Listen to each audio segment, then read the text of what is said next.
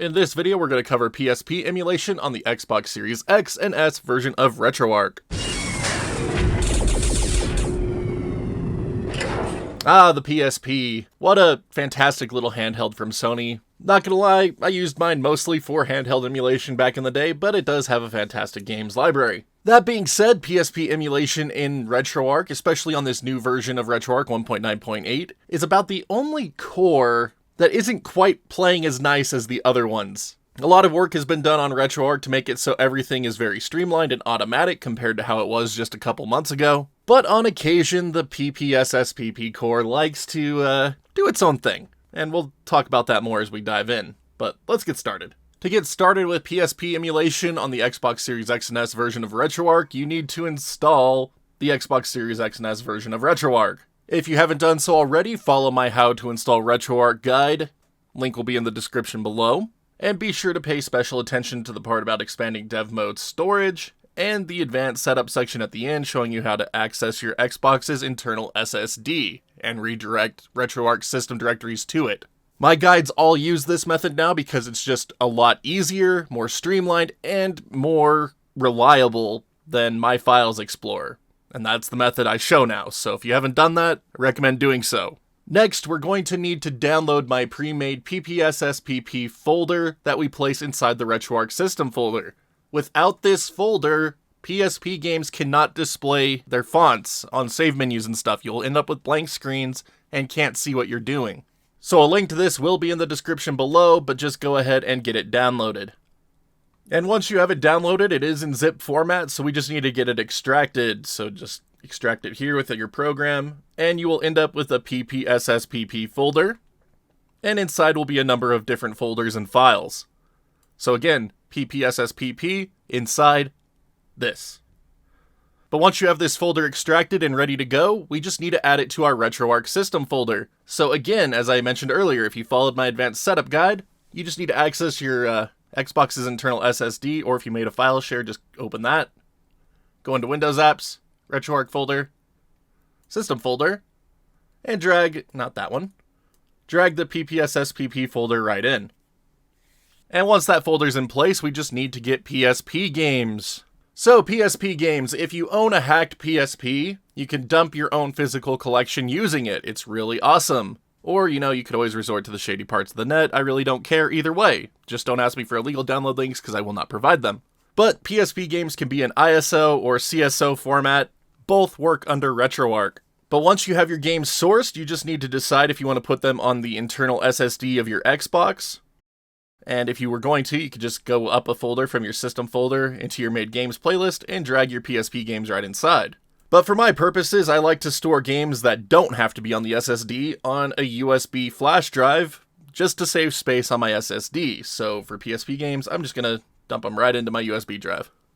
But once you have your PPSSPP folder placed and your PSP games placed where you want to store them, we could go ahead and close out of everything on the computer and move over to the Xbox. Once you have your USB drive in place, if you're using one, you can go ahead and get booted into Retroarch.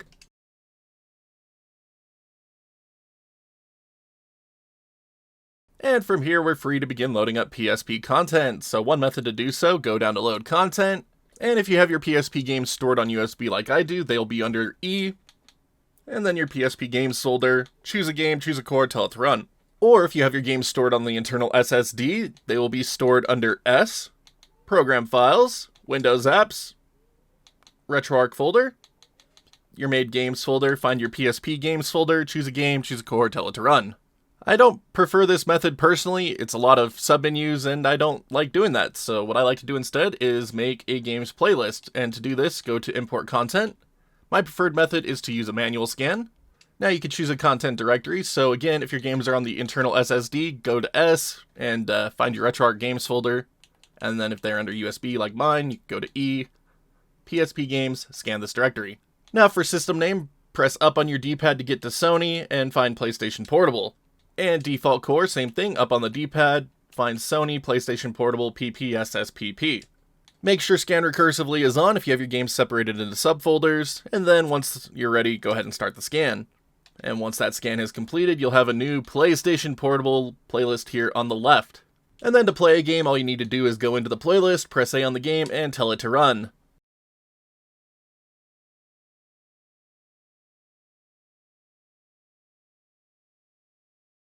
And there we go. If you have your PPSSPP folder placed correctly, you will be able to see system messages just like this. If you don't get your system messages, it means your folder is not structured correctly or not placed correctly.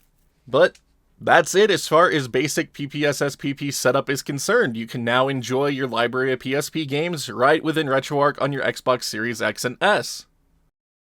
But now let's go ahead and talk about some of the more advanced core options available to us within the PPSSPP core. So going into our Retroarch quick menu, and we can scroll down to options. First up is internal resolution, and like it says, this controls the internal resolution that your PSP games are going to be running at. On Xbox Series X and S, you can run most PSP games at a full 4K without any issues. If you start to notice lag in games that didn't used to have any, just go ahead and bring the internal resolution back down and see if it fixes it. Now, the internal resolution option does require a content restart to activate, so you just have to go up, close your content, and then just rerun it. And now your PSP games are running at a much higher internal resolution and fidelity. That being said, the current build of Retroarch does not support higher resolution outputs than, I believe, 1080p.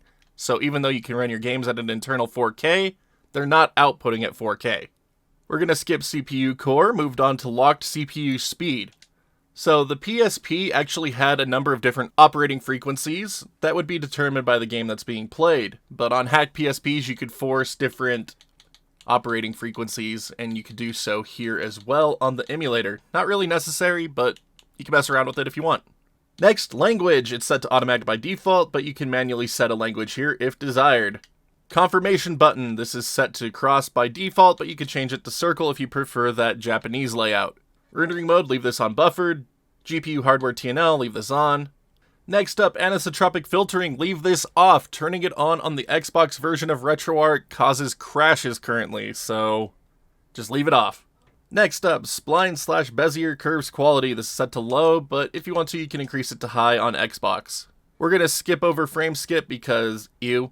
And next up, duplicate frames in 30Hz games. I like to turn this option on. It makes things appear more smooth to my eye. It might be placebo, but to me, it looks a little bit better.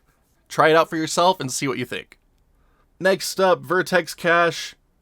Not really needed on Xbox. You can leave fast memory on if you want. Leave block transfer GPU on, software skinning on. We don't need lazy texture caching. Actually, we don't really need any of these speed hack type options here. And next up, texture scaling levels. You can increase the texture resolution. And then you can change the scaling type between a couple of different methods here. These are really going to be personal preference on which one you prefer. I'm not the biggest fan of the texture scaling, so I just leave it how it is. But again, just personal preference. Go through them and see what you think. Next, texture filtering. So on PSP, I like to use linear for 3D games or nearest for 2D games. But if you don't really want to mess with it, you can just leave it on auto. Next, texture deposterize. Turn this on if you are upscaling. It really helps smooth out some of the rough edges. Next, texture replacement. This is for people that like to do HD texture packs. I have no experience doing those with PSP, so I unfortunately am not going to be covering it any more than that today. I'm not even sure if it works on the Xbox version of Retroarch, to be honest. And we're going to go ahead and skip over the next three options, because you could just leave them how they are. And the last option is internal cheat support. I think I'm planning on making a dedicated cheats video sometime in the future where we will go over cheats for different systems during that. So we're not going to do much with it here. And that's going to do it as far as core options for PPSSPP is concerned. If you have settings you want to save for one game but not another, you can go up to Manage Core Options and save a game options file. So that way every time you load up that one game, the options will greet you but not affect your other PSP games. Now, just a quick note for anyone that wants to use the PPSSPP core. This core can revert your video driver back to OpenGL on some occasions. It's not an every time thing, but sometimes it will happen.